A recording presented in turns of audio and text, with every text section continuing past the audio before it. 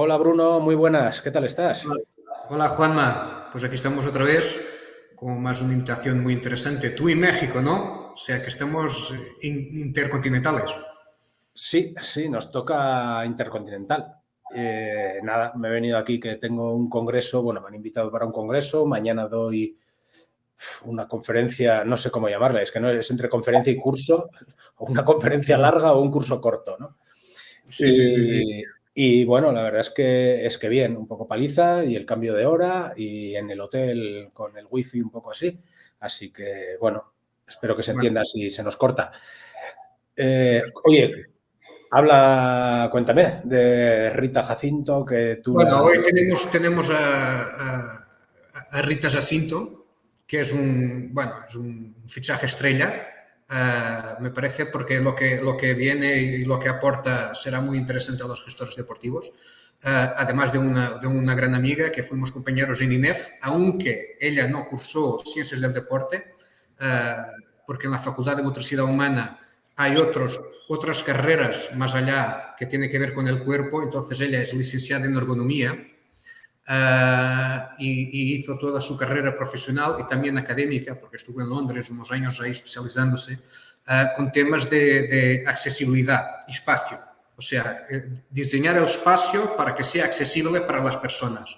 Y entonces lleva ya años trabajando en el municipio de Lisboa, con temas de los planes peatonales, pues la creación de condiciones de accesibilidad en el espacio público, de acceso, pero sobre todo de inclusión de la persona en el espacio, para que pueda disfrutar, para que pueda acceder, sobre todo, en diferentes condiciones. Está trabajando también en temas de mujer y espacio público, o sea, tiene una experiencia práctica muy potente. Como tú, hizo los cursos de doctorado, al final pues la parte de investigación no le iba tanto, lo hizo en Londres y nada, es una súper profesional que estoy encantado de tenerla aquí a hablar de este tema. Bueno, para la comunidad de la gestión de deporte, que a veces se nos olvida pues la parte que está pasando fuera de las instalaciones, ¿no? Y esto pues es el punto base de la ciudad activa, ¿no? Y la accesibilidad para que la gente pueda activarse en el espacio, ¿no? Y es lo que nos traerá Rita. Qué bueno, temazo. Además, ya sabes que es un tema Sí, que sí. llevo tiempo interesándome. Pues venga, no tardamos y le damos paso, ¿vale? Venga.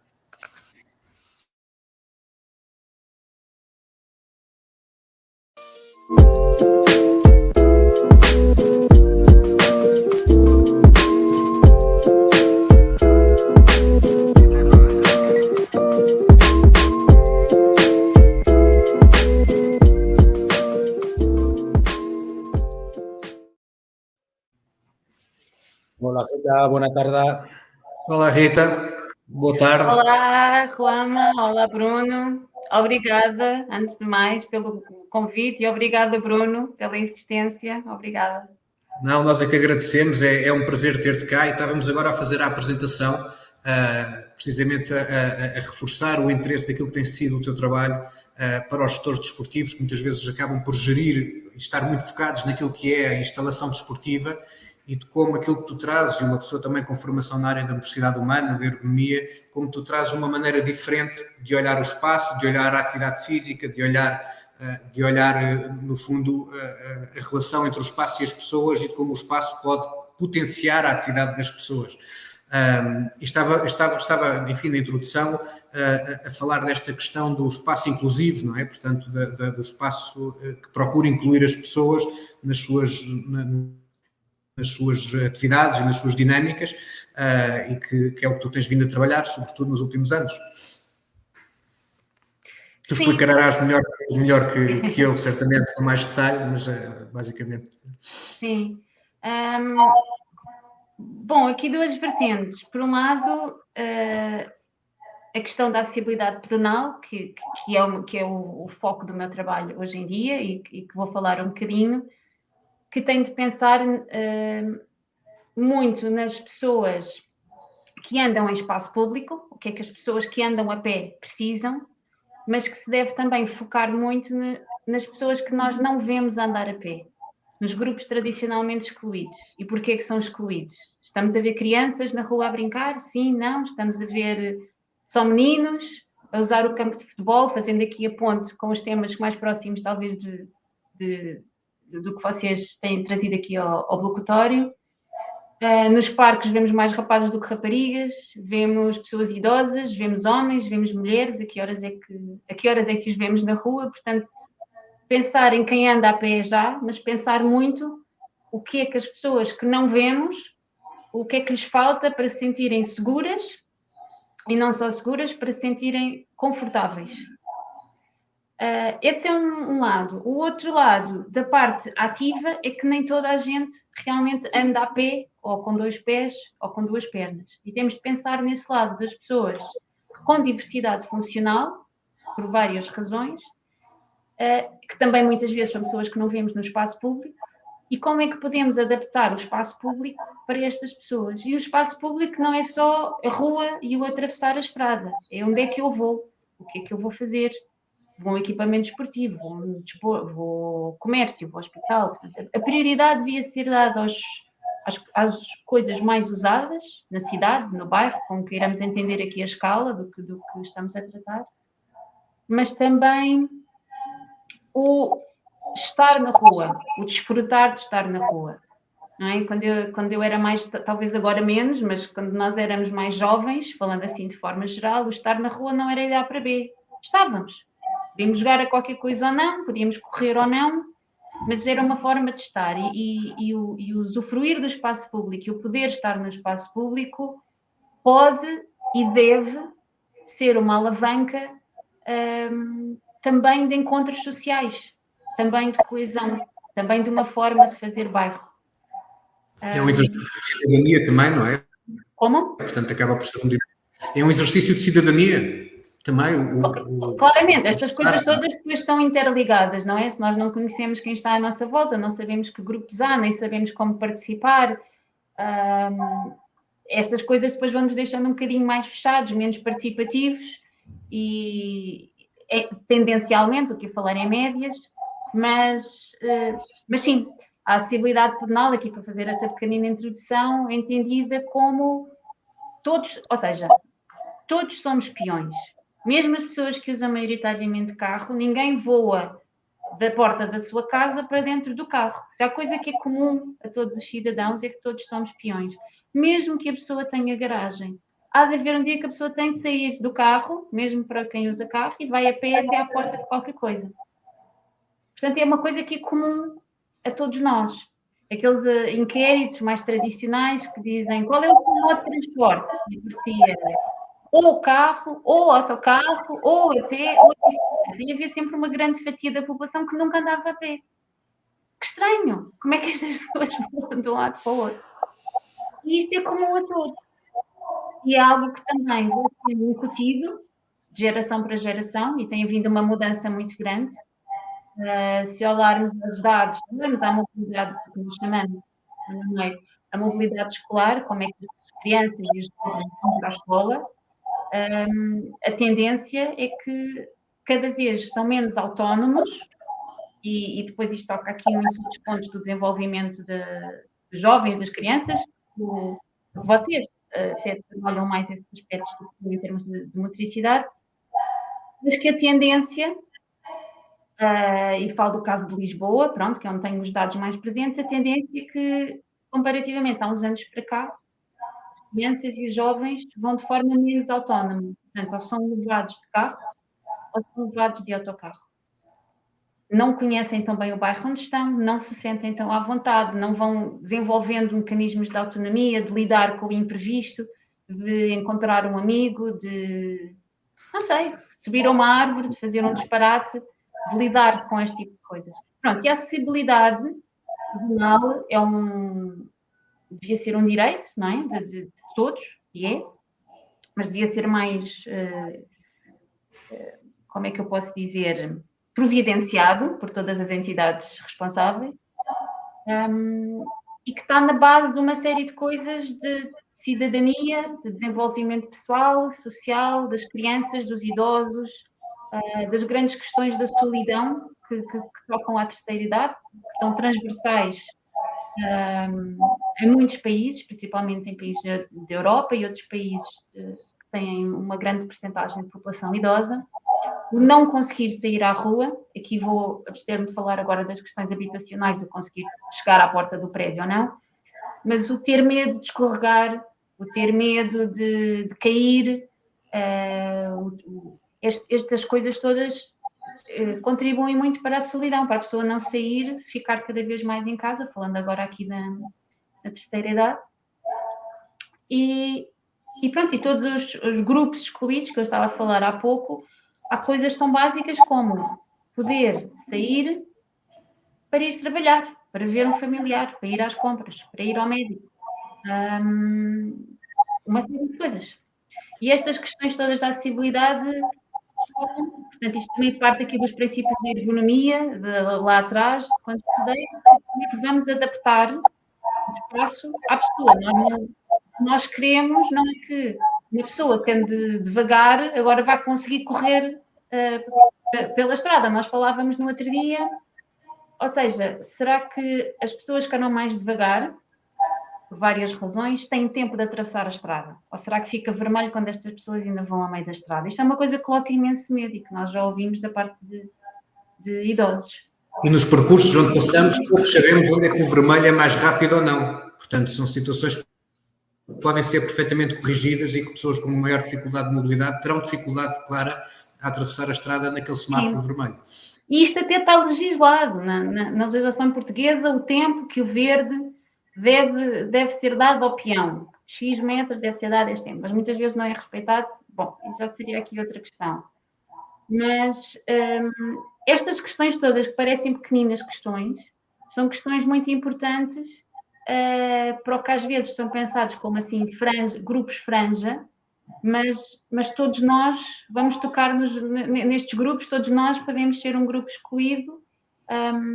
Eu já dei este exemplo muitas vezes, quando diziam assim, mas, por exemplo, eu e tu não temos necessidade de acessibilidade. E eu costumo dizer, não toda a gente tem. Eu não tenho, porque o espaço público me permite, num certo sítio, caminhar, mas se me fizessem escadas com degraus com 1 metro de altura, eu era uma pessoa com mobilidade condicionada. É só pela forma como nós construímos o ambiente e como temos a nossa envolvente planeada. Portanto, isto há muito trabalho a fazer. Sim, o exemplo das escadas é muito giro. Eu já tinha ouvido numa conferência que tiveste há pouco tempo em inglês, já não me lembro em que era, que tu falavas precisamente do exemplo das escadas. E claro, esse é um exemplo exagerado, porque não temos escadas de 1 metro, nós estamos em terras de gigantes, apesar de termos pessoas que medem 1,20 m. Mas para algumas pessoas é isso que lhes estamos a pedir, não é? Mas continuamos a ter escadas que ou têm os degraus demasiado próximos, ou tem, por exemplo, e nós trocámos umas fotos há uns tempos sobre isso, de umas escadas aqui até perto de onde eu estou, que são demasiado afastadas, e então tu não consegues dar um passo, um degrau. Tens que andar, porque não foram feitas a pensar no tamanho médio da perna da pessoa, para não dizer que ninguém de cadeira de rodas se mete ali, não é? Porque é uma rampa, basicamente. Eu já nem vou falar do tamanho médio, porque isso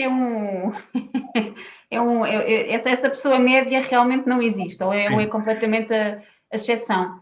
Mas sim, não foram pensadas que pessoas vão caminhar ali. Às vezes eu acho que eram umas escadas de madeira, é o que dá jeito para os barrotes que se têm, ou esteticamente que cai bem no parque ou no jardim, mas não no conforto das pessoas que vão usar. Sim, e as questões da acessibilidade, muitas vezes nós não as vemos como tão importantes, e quem não as vê como tão importantes normalmente é o grupo, entre aspas, mais privilegiado, porque é o grupo que não tem sentido estas dificuldades, não é? Se falarmos com pessoas, e já nos aconteceu, e no meu trabalho nós já fizemos focus groups e auscultações de vários grupos de população, mulheres com filhos, sem filhos, pessoas idosas, como é que se sentem a andar na rua, os estratagemas que encontram, vão com as compras, param, agarram-se a um pilarete, agarram um carro, preferem caminhar na estrada do que caminhar no passeio. Quer dizer, é estranho, porque é que a pessoa prefere caminhar na estrada? Estamos a falar aqui do contexto de Lisboa, que muitas ruas são inclinadas e têm calçada, a andar no passeio, porque o passeio está sujo, porque o passeio escorrega, porque o passeio tem obstáculos, porque o passeio está escuro e ao menos na estrada sou vista. Quer dizer, quando a pessoa prefere andar na estrada, pode ser atropelada, a andar no passeio, que supostamente era o sítio onde a pessoa devia andar. É observar o que acontece em sítios que há ciclovias e que muitas vezes indevidamente foram feitas em cima do passeio. Onde é que as pessoas preferem caminhar? Claro que preferem caminhar em cima da ciclovia, porque é muito mais confortável. E não é preciso ir empurrar um carrinho de bebê, que eu também vejo muitas vezes. Nós todos, é mais confortável andar num pavimento que não escorregue e que seja liso. E isto ou seja, não é uma coisa muito difícil de perceber e que nos pode acontecer a todos e que eu espero que me aconteça, porque é sinal que eu vou ficar velhinha e que vou estar com a idade suficiente para sentir estas dificuldades todas. Mas que era um espaço que eu me sinta segura, que possa sair à rua. E isto passa aqui pelo que cidade queremos, que ambiente queremos, o que é que queremos para as pessoas. E a acessibilidade. Por acaso quando pensei aqui nesta conversa, pensei também em coisas que no meu trabalho nós muitas vezes temos responsabilidade, sobre equipamentos desportivos, equipamentos municipais, e isto foi fora de Lisboa, mas pensei, há uns anos atrás, num equipamento desportivo que era relativamente novo, o meu pai queria ir buscar as netas à natação. Algo espetacular, ele ainda estava ativo para poder ir buscar as netas à natação. As netas andavam na natação no seu próprio bairro, ou seja, aqui uma série de coisas que são muito boas e positivas. Mas aquilo era quase impossível, porque elas têm de tomar banho no fim, para não vir com o cloro para casa, mas não havia cabines privadas. Portanto, pensaram numa série de questões de acessibilidade, mas não pensaram noutras questões de acessibilidade. E as cabines privadas aqui era uma questão de género, mas pode ser outro tipo de questões, de pessoas que fazem natação, mas que não conseguem tomar banho sozinhos, pessoas com dificuldades intelectuais ou cognitivas. Neste caso era, ou o meu pai entrava no balneário das mulheres para estar com as netas, o que era impensável, não é? Um homem adulto e estão lá mulheres adultas nuas, ou o meu pai levava as netas para o balneário dos homens, o que também não era adequado, porque são meninas novas e estão homens adultos nus. Aquilo era toda uma questão de mas e pessoas com deficiência e outro tipo de pessoas que precisam de ajuda. Não havia, ou seja, a acessibilidade depois passa por muitas coisas. Gostava também de focar aqui outro ponto. Yo aquí, perdona, Sí, sí. Un tema estaba... no, porque con esto que has comentado en las instalaciones, yo sí estoy viendo que cada vez hay más instalaciones deportivas que están haciendo sus planes de accesibilidad, muy completos. Pero sí que he observado también en algunas instalaciones que solamente lo hacen de la instalación y no tienen en cuenta el entorno de la instalación. Exactamente. Muchas veces que la instalación cumple los estándares perfectamente, pero no sé, o sea, tienes dificultades para llegar a la propia instalación, ¿no? Fechar a porta. Sim, ou seja, ou a pessoa tem de ir de carro para a instalação. A ideia de que a pessoa vai a pé ou de transportes públicos não é considerada uma prioridade. Não é? Eu já não sei onde é que... Era uma imagem muito conhecida norte-americana, que havia umas escadas rolantes para o ginásio, portanto ia toda a gente correndo na passadeira, mas subia de escada rolante para o ginásio, quer dizer, não faz sentido. Sim. E sim, essas coisas muitas vezes não são, como são nos equipamentos desportivos, noutras coisas completamente básicas de cidade, de serviços, de comércio, de hospitais. Portanto, o expectável é que a pessoa vá de carro, muitas vezes, ou é dada prioridade, e não ao transporte público e não à mobilidade suave, ou a pé, ou de bicicleta, ou de outras formas de mobilidade, metro, do que é que seja. Entretanto, perdi-me aqui um bocadinho. Sim, queria-vos falar aqui das questões da inclusão. Diz? Da questão da inclusão, estavas a dar o exemplo do teu pai. Sim, mas falei da questão das casas de banho.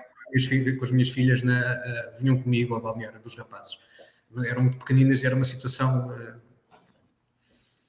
desconfortável. Ainda falando das não são muito antigas, não é? Diz? Instalações que não são muito antigas. Sim, exatamente. Aqui eram umas instalações que não tinham, ou seja, não era algo que fosse da década de 60 ou de 70, que pronto, estas coisas depois vêm com outros contextos sociais que se vão alterando. Aqui a falar das questões das casas de banho, que são questões que eu ouço muitas vezes no decorrer do meu trabalho e conversas com outros colegas, que não são chamariz em termos de planos estratégicos ou de planos políticos ou de pensamento para alguns hubs de mobilidade, mas que são questões muito práticas e necessárias às pessoas para as pessoas se sentirem confortáveis no andar a pé, no transporte público, no não optar pelo carro individual, se possível. É mais fácil fazer compras num shopping e ir de carro se tivermos crianças pequenas, porque temos a certeza que temos uma casa de banho, porque temos uma certeza de uma série de coisas que não há muitas vezes nas nossas ruas. As filas para a casa de banho das senhoras é sempre muito superior à dos homens. E porquê? Porquê que tem que ser o mesmo número de cubículos? Se as mulheres demoram mais tempo na casa de banho, se questões de fisiologia precisam de mais tempo na casa de banho, se em média há uma criança ou uma pessoa idosa que precisa de acompanhamento à casa de banho, em média é a mulher que vai acompanhar. Em média, e estou aqui a falar de médias gerais do mundo, mas isto verifica-se na Europa e creio que se verifica em Portugal, 75% do trabalho cuidados, o chamado care work, não pago, é feito por mulheres. Portanto, muitas vezes a maioria das vezes, são as mulheres que acompanham, ou que vão, ou que necessitam, ou que ficam prejudicadas pela falta destas condições todas. E isto influencia imenso, depois, as escolhas de mobilidade. Nós não queremos que andar a pé seja um último recurso, ou andar de transporte público, ou andar de bicicleta, ou que seja um castigo, do género, epá, quando eu tiver dinheiro para um carro, eu quero ir de carro. Não.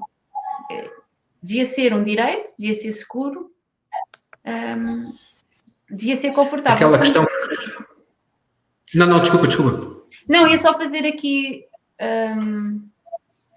a ponte com outro tópico, que eram as questões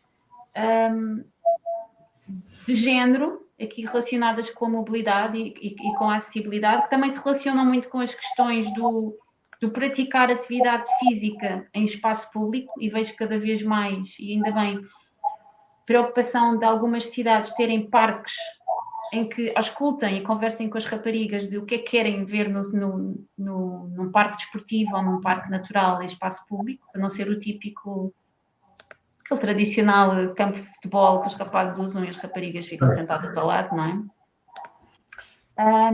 Das questões de mobilidade e de acessibilidade que as questões de género afetam as escolhas das mulheres e que acabam por afetar a sociedade toda. Ou seja, eu estou aqui a falar de médias, não estou aqui a particularizar caso A ou B, mas em média, a maioria das pessoas que anda a pé e a maioria dos utilizadores de transporte público, portanto que têm modos ativos, são mulheres. Em média, os padrões de mobilidade das mulheres são diferentes dos homens, portanto, imaginemos, numa família há um carro, esse carro é em média usado pelo homem, normalmente, e as mulheres têm deslocações mais curtinhas. O homem até pode se deslocar uma distância maior, mas as mulheres também, devido ao tal fazerem outros tais mais papéis de cuidado, de ir buscar à escola, de ir às compras, de ir buscar a roupa à engomadaria, de levar alguém, de ir visitar um familiar, fazem mais paragens, transporte ou a pé. E a falta de acessibilidade nestas mudanças todas e nestas deslocações também as afeta mais. A questão do assédio sexual é um crime altamente não reportado. É sempre a ponta do iceberg. As questões de segurança. E muitas vezes, porque é que as mulheres não apanham autocarros a uma certa hora, ou sentem medo, ou porque nós próprios, nós se calhar em família, crescemos assim, ou fazemos isso, perguntamos à rapariga quem é que vem trazer a casa, mas não perguntamos ao rapaz, adolescente, quem é que vem trazer a casa, não é? Pronto, a questão do medo... Diz? Não, há uma questão que me lembrei, até um congresso que estivemos, o Juan e eu, que era um congresso que houve em Barcelona, Sport in the Cities, in the Big Cities, portanto, a noção de cidade ativa, mas em grandes cidades, porque se nós formos, por exemplo, para um contexto rural e de vila, às vezes a questão da cidade ativa e da utilização do automóvel muda um pouco. Eu sinto isso, porque sou um ativista da cidade ativa, mas vivo num sítio rural onde os deslocamentos são diferentes e, portanto, a cidade ativa tem que ser pensada de outra forma e a mobilidade, que não a da cidade como espaço urbano, unicamente. Mas estava-me a lembrar de uma conferência que assisti num congresso em Barcelona, que até estava com o Juana, fomos conferencistas também nesse congresso, em que dava o exemplo do futebol feminino, que não ocupa o espaço nobre de utilização do campo. Portanto, imagina que um determinado clube de futebol utilizava o treino das 8 às 10, que é o horário nobre, e então o futebol feminino era das 10 às 11 ou das 10 à meia-noite. O Metro em Barcelona fecha à meia-noite, durante a semana, e depois fecha às 2 da manhã ao fim de semana, ou pelo menos era assim antes, quando lá estava. E então uma das medidas que eles tomaram, já que não podem mudar o horário, porque isso é uma decisão do próprio clube, foi identificar os trajetos entre o espaço desportivo e a entrada do metro ou a estação de autocarros, a paragem de autocarros. Para quê? Pelo menos naquele percurso, a ligação entre a instalação desportiva da rapariga que sai de lá às 11h30, quase meia-noite, possa ser o mais seguro possível até ao transporte público, que depois terá outras problemáticas a serem consideradas. Mas esta questão que era algo que eu nunca tinha pensado também, achei altamente interessante, que é a própria luz que tu colocas nas ruas entre uma instalação, mas pode ser dali como pode ser da aula de teatro, ou da aula de inglês, ou da escola com as aulas à noite, conseguir criar estes mapas de mobilidade que possam fazer com que as pessoas, neste caso as raparigas, se sintam mais seguras. Eu fiquei sempre com este exemplo e agora estavas a falar e estava a emergir a recordação.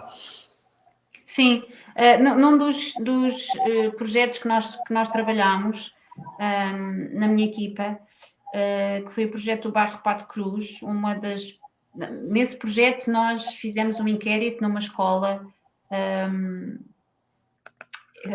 jovens entre os 13 e os 17, e depois fizemos 2 focus groups com raparigas também entre os 13 e os 17.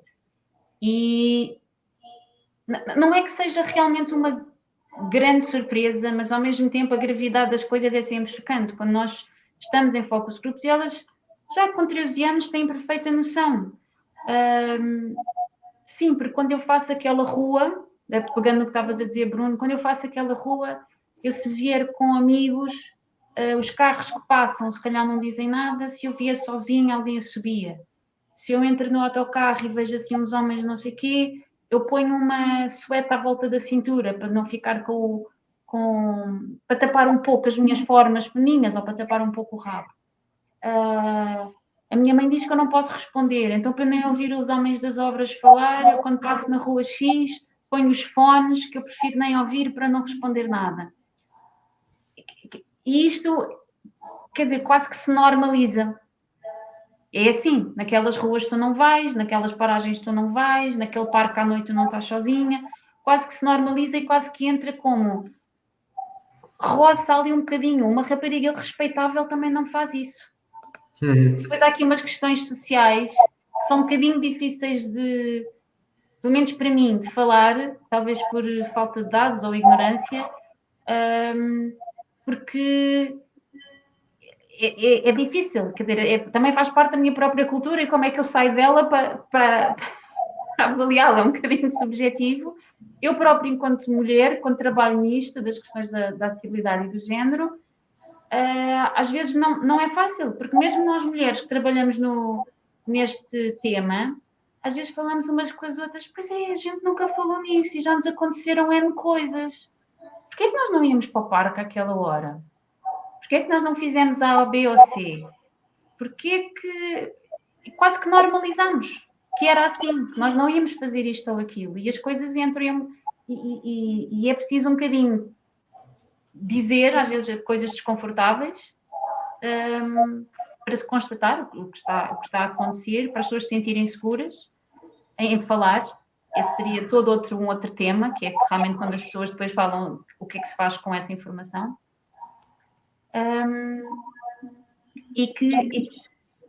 ou seja, que as questões de género entrem quando se planeia transporte público, isso sim começa a ser normalizado. Ou quando se planeia um parque, ou quando se planeia um sítio onde há coisas desportivas em espaço público. Tenho visto até bons exemplos, alguns do Reino Unido, que lá está, não é querer perpetuar estereótipos, as raparigas fazem A, os rapazes fazem B, até porque a coisa é mais fluida do que isso, nem pôr as pessoas em caixinhas, mas pensarem noutro tipo de espaços. Se calhar há pessoas que gostam mais de sentar a conversar, se calhar nem toda a gente quer jogar aqueles jogos, e falar com jovens e ouvir as pessoas em espaços seguros. Ahí lo que pasa, Rita, yo, bueno, totalmente de acuerdo, ¿eh? Y yo creo que además, seguro que Bruno, porque además Bruno lo suele enseñar mucho, ¿no? Cuando hemos analizado los diferentes espacios y sí que nos han ocurrido casos, un poco para reforzar lo que dices, ¿no? Por ejemplo, haciendo un plan estratégico de una ciudad, que nosotros no veíamos deficiencias en el camino hacia el campo de fútbol. De hecho, ni la directiva las veía y solo la veían las chicas y los chicos que iban a entrenar allí, porque claro, eran los que iban andando. Salían a las 7, 8 de la tarde de entrenar y se encontraban ese camino oscuro, encontraban ese camino sin fuentes de agua. Y claro, hasta que no se hace el proceso participativo y hablas con los chicos y las chicas, es que realmente casi no lo detectas. Es muy complicado, ¿no? Sacarlo de los mapas y es por eso, precisamente, por lo que nos tenemos que apoyar. Había una, yo creo que ya te había enseñado y luego sí que me gustaría volver a hablar de los domingos en bicicleta. Aprovechamos el gráfico. Nos pasó también en un plan estratégico que en un proceso participativo las mujeres nos decían, este camino es muy bueno para caminar, pero a partir de las 6 de la tarde ya no van mujeres.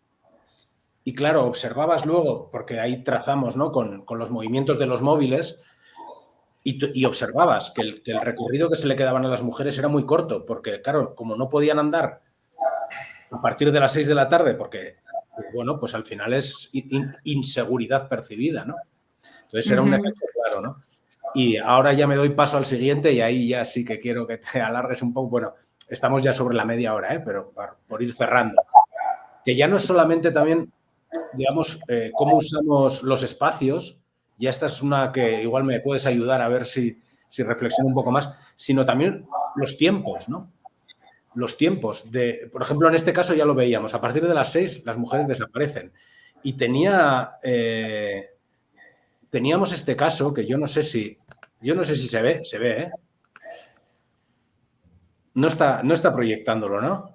Está. Vale. Voy a intentar acercarlo desde aquí, que este era como el más llamativo, ¿no? Que esto es las trazas de... ¿qué días? Bueno, analizábamos qué meses se andaba en bicicleta, hombres y mujeres. En naranja son los hombres y en morado las mujeres. Y por hora también, ¿no? Pero el día era lo que nos llamaba la atención. ¿Qué pasa los domingos? Que es el día que más suben los hombres, que más hacen bicicleta los hombres, y en cambio la gran caída de las mujeres, ¿no? Nos estaba muy, muy llamativo. Luego, claro, una vez que lo ves, la explicación es muy obvia, ¿no? Pero sí que... Mas perguntaram-lhes? Depois tiveram essa conversa, perguntaram às pessoas? No pudimos. En este caso no pudimos entrenar, o sea, no pudimos estar con ellas, nos gustaría.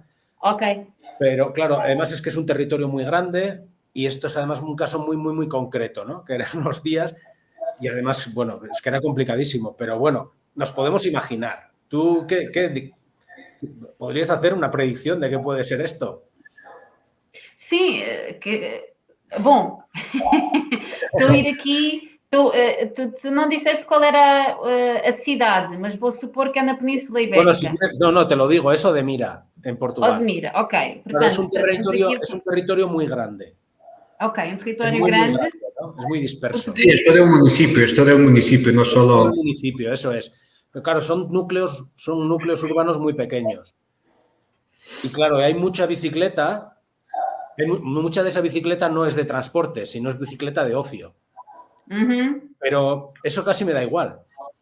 Porque la realidad sigue estando ahí, que es que no la usan los domingos. O sea, yo creo que la mayoría de los desplazamientos es por ocio, por hacer deporte, no por trasladarse a hacer nada. Pero la realidad está ahí, que el domingo es el día favorito de los hombres y el domingo es uno de los peores días para las mujeres.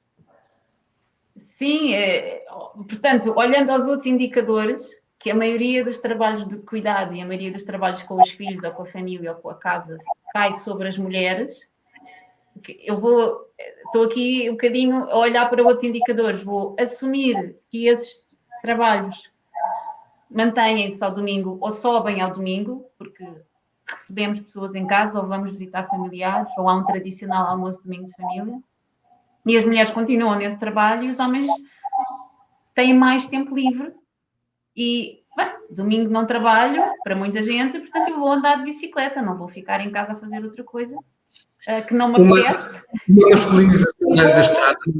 E vou desfrutar. E realmente nós vemos, eu vejo muitas vezes grupos de senhores que vê-se que não andam até muitas vezes de bicicleta, vou assumir pelo físico, mas que tiram os fatos de licra ao domingo e vão em grupo dar os seus passeios.